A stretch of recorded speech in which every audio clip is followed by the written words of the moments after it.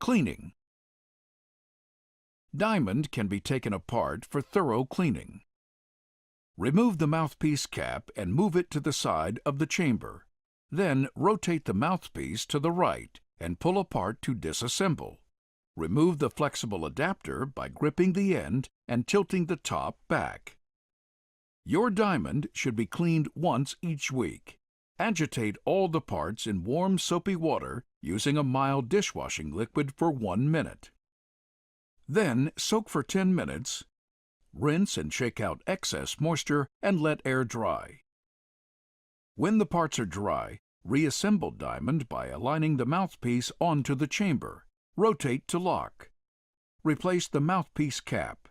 Place the flexible adapter onto the chamber and push until it snaps on securely.